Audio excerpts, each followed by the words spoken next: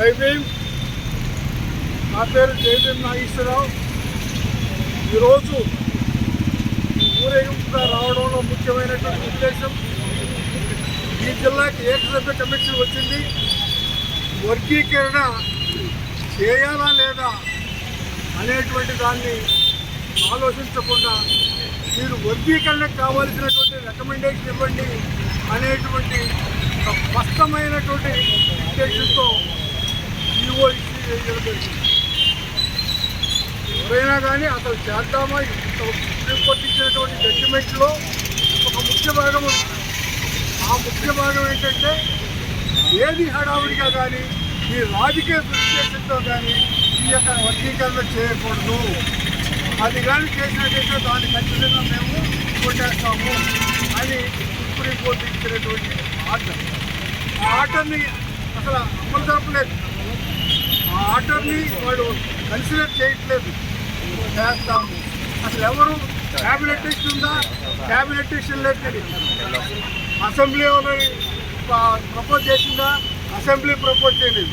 ఏమీ లేకుండా వాళ్ళకై వాళ్ళు కమిషన్ వేసేసి ఆ కమిషన్తో ఈ యొక్క కార్యక్రమాన్ని చూస్తున్నారు.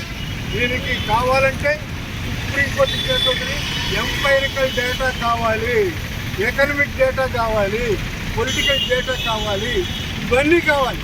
వీటన్నిటి ఇంతవరకు తీయలేదు. అసలు ఎకనమిక్ డేటా ఎక్కడన్నా దొరుకుతా, ఎవరు చేయాలి? దానికి కావాల్సింది director of economic and statistical department అనేది ఉంది. అది మాత్రమే కాంపిటెంట్ అథారిటీ కావాలి.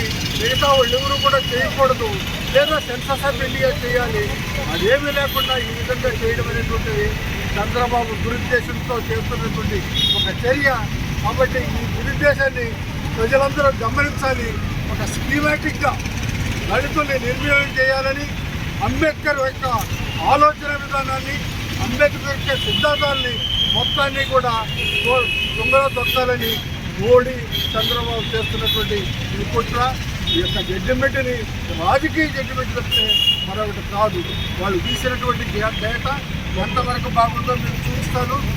మొత్తము తప్పుడు తడక, అన్ఫిల్డ్ ఇవ్వండి. ఒక్కటి కూడా ఇన్ఫర్మేషన్ లేదు. ఇలాగా ఇటువంటి చేసి మీరు చూసుకోండి, మీరు మాకు ఇవ్వండి.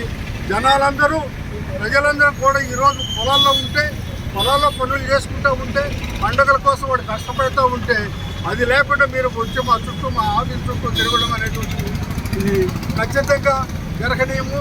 కాబట్టి చంద్రబాబు గారు మీ ఆలోచన మార్చుకోవాలి. కులగంటలకి డేట్ ఎక్స్టెండ్ చేయాలి.